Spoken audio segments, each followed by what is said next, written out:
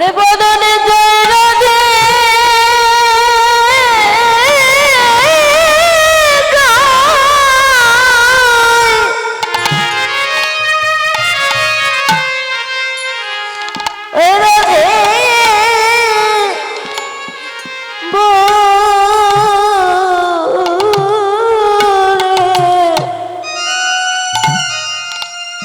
অভিনন্দিয়ার পথে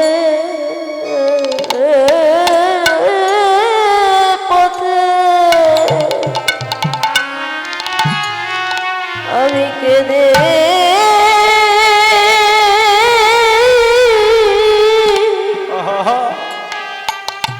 কেঁদে বেড়াব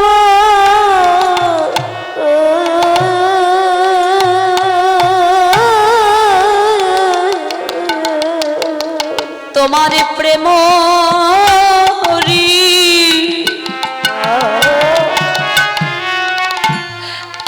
প্রেমঋণ সুধিবারে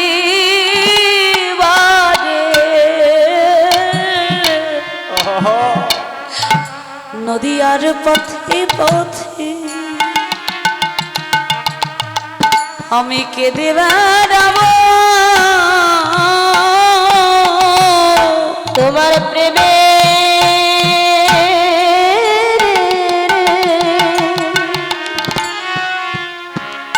সুদেবা লাগে নদীয়ার পথে পথে কেঁদে বেড়াব প্রেমে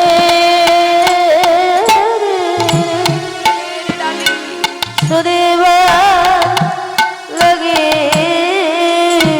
নয়ন জালে বুক ভাসায়ে প্রেমে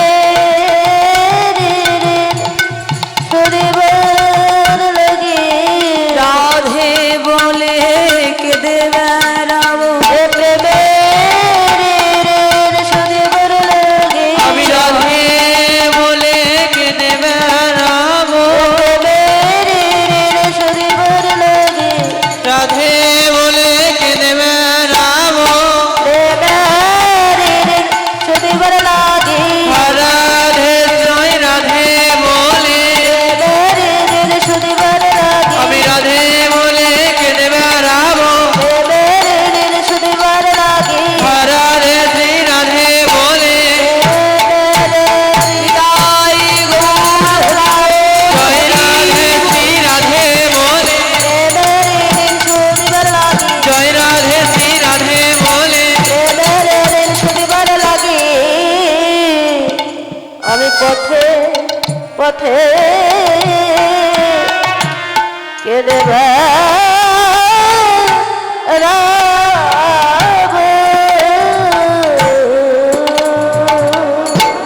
হরি বল মা। একদিকে প্রভুর লীলা কারণ আরেক দিকে হলো তার জীব উদ্ধারণ। কি দরকার ছিল বলুন তো? রাধা, এই রাধারানী তো গোবিন্দের বামাঙ্গ থেকে সৃষ্টি, মানে রাধারানী হলো ভগবানের ভক্ত। তা ভগবান এই যে রাধারানীর চরণে পড়লেন, অর্থাৎ ভগবান হয়ে ভক্তের চরণ ধরলেন। চিন্তা করুন মা, যিনি হলেন এই অনন্ত কোটি বিশ্ব ব্রহ্মাণ্ডের একমাত্র অধিপতি ভগবান, যিনি বিভু, যিনি বিশাল, যিনি একমাত্র লয় প্রলয়ের অধিপতি। হরি বল মা। সেই ভগবান আজকে ভক্তের চরণে পড়ছেন। কিন্তু কেন মা? ভগবানই কেন ভক্তের চরণে পড়বেন? পড়বেন তো ভক্ত ভগবানের চরণে। মা, আমরা যাব ভগবানের কাছে, আমরা যাই যে ভগবানের চরণ আমরা হৃদয়ে ধরব, কিন্তু ভগবানই কেন ভক্তের চরণ ধরতে গেলে? তার কারণ কি জানি?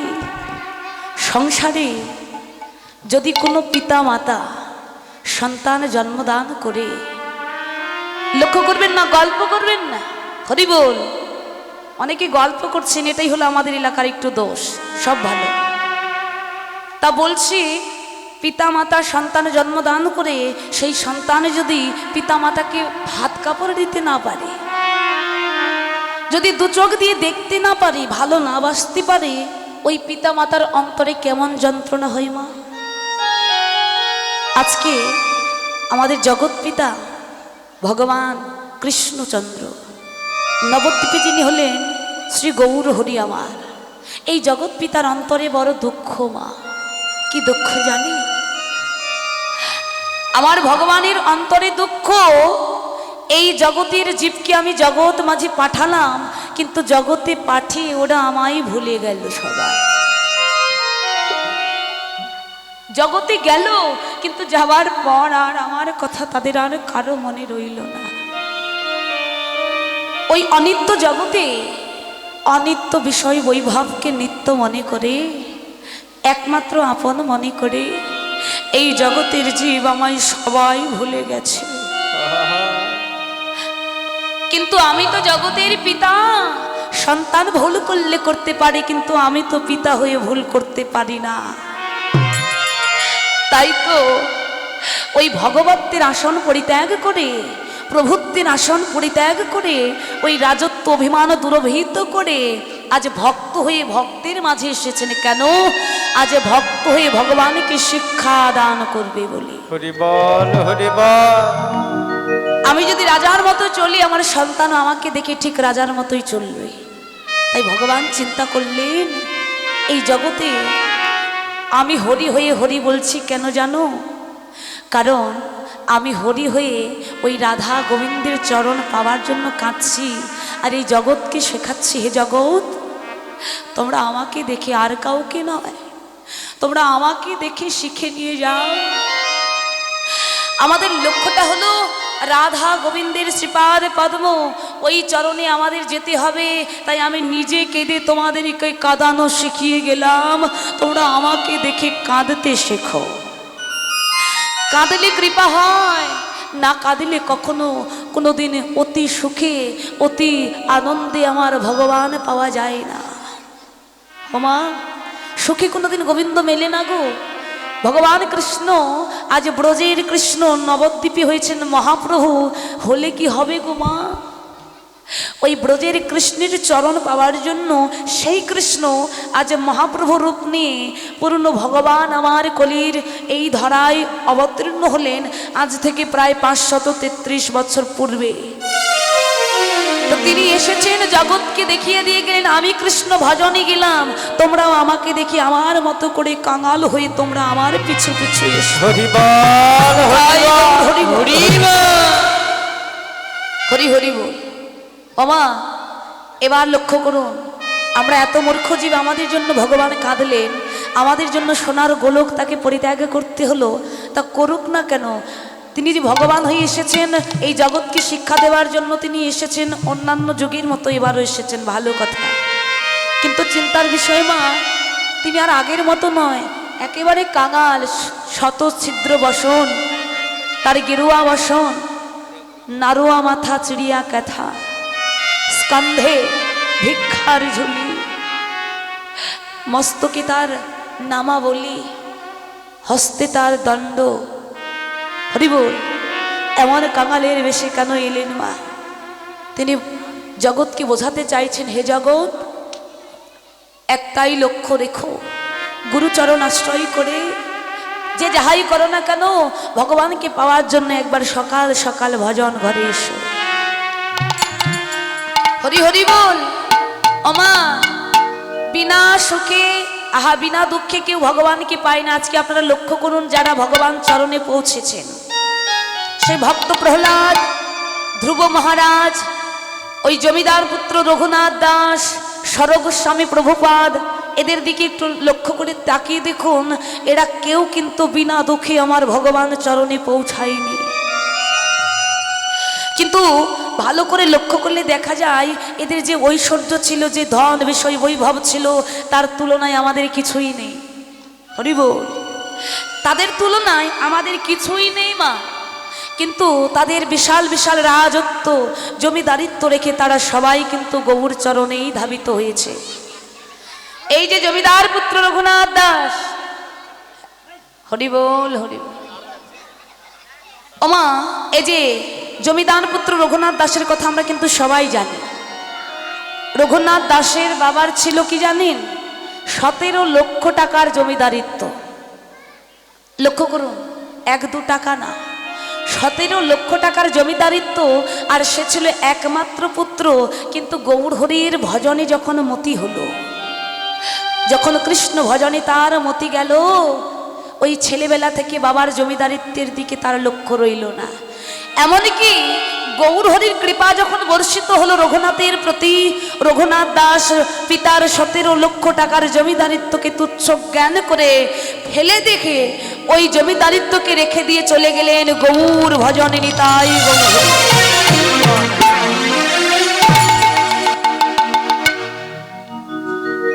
বিষয় বৈভবে কখনো গোবিন্দ মেলে না।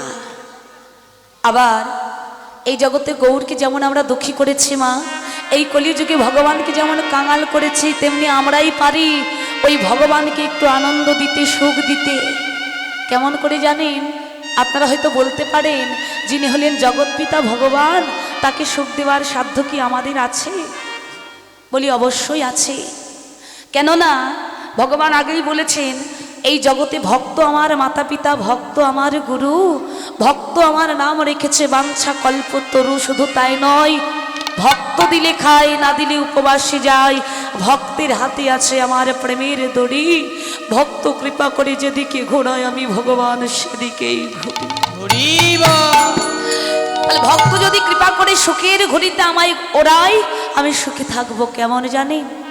গীতাই বলছেন, কর্ম করো। ভগবান অর্জুনকে বলছে, হে অর্জুন, কর্ম করো। তবে কোন কর্ম? অসৎ কর্ম নয়।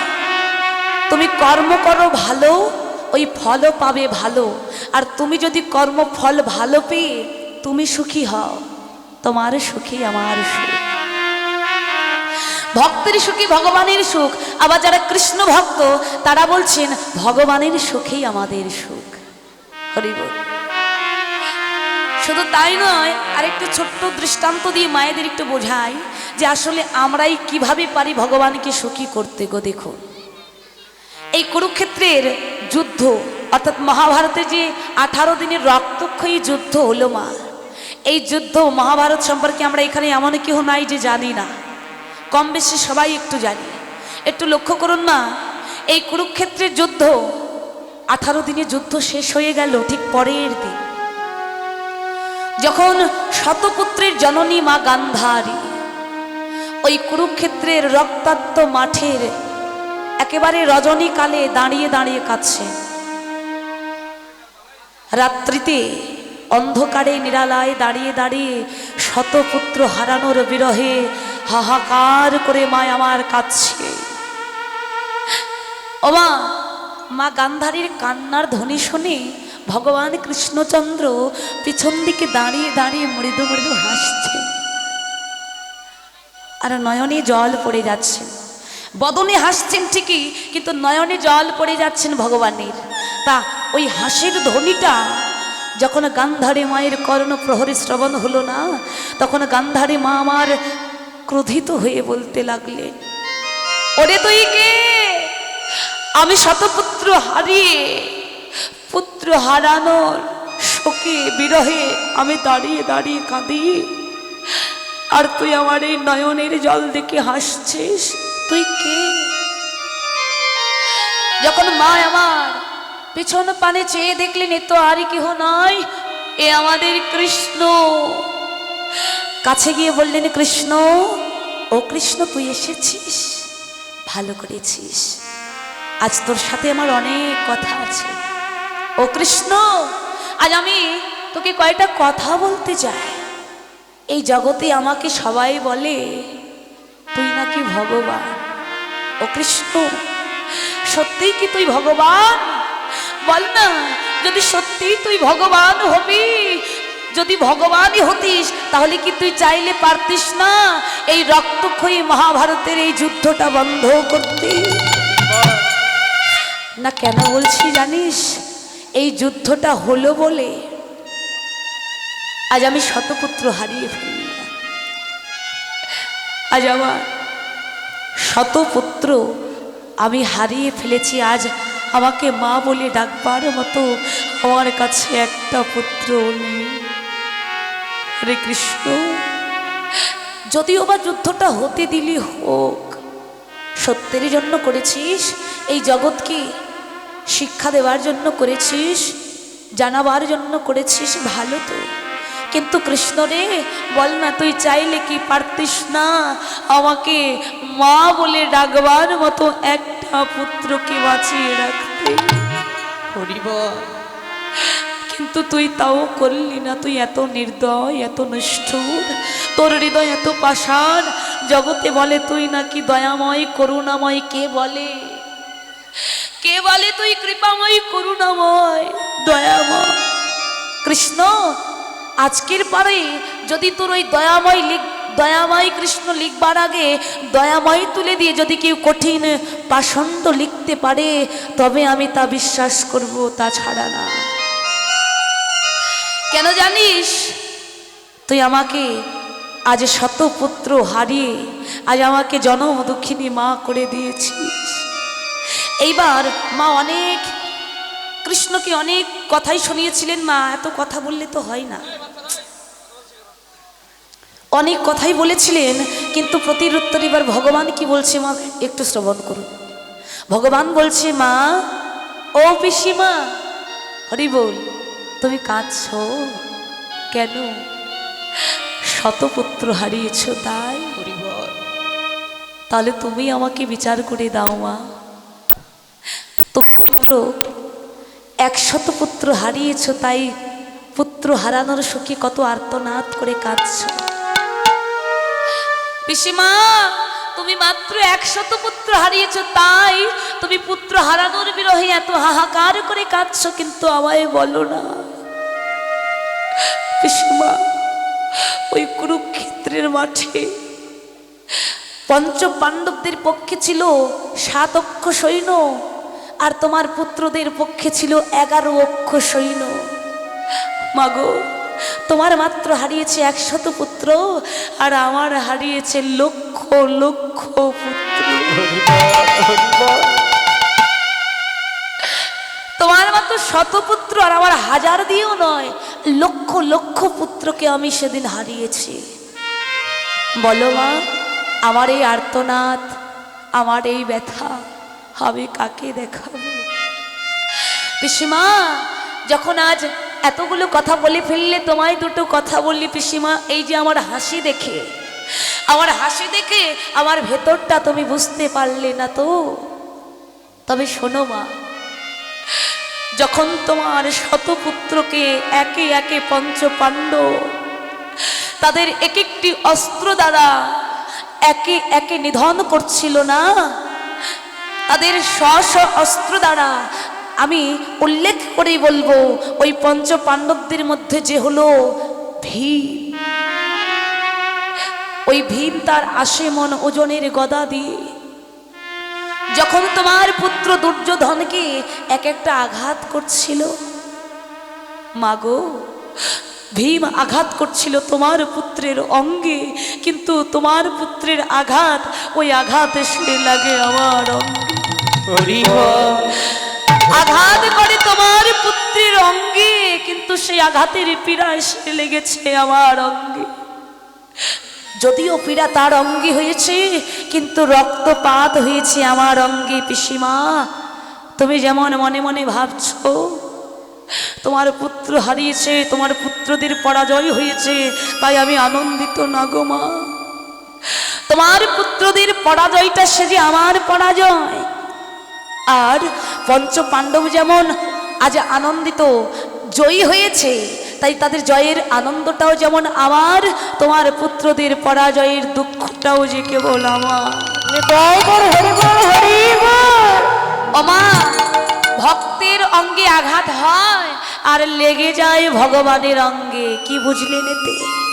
অর্থাৎ এই জগতে যদি কোনো ভক্ত এই ভজনের পথে এসে যদি আমার আমিত্ব, আমার বিষয় বৈভব, আমার বলতে যা কিছু আছে সকল কিছু যদি ভগবানের চরণে নিবেদিত করে দিতে পারে, সব সঁপে দিয়ে সব হতে পারে।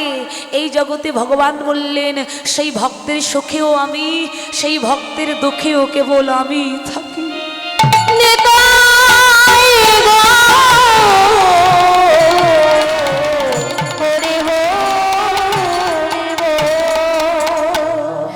সেই ভক্তের সুখেও আমি, দুঃখেও আমি। তাই এই জগতে আমরাই পারি বা আমরাই পারি ভগবানকে ভালোবাসতে, ভালো রাখতে, ভালো কর্মের মাঝে ভগবানকে ভালো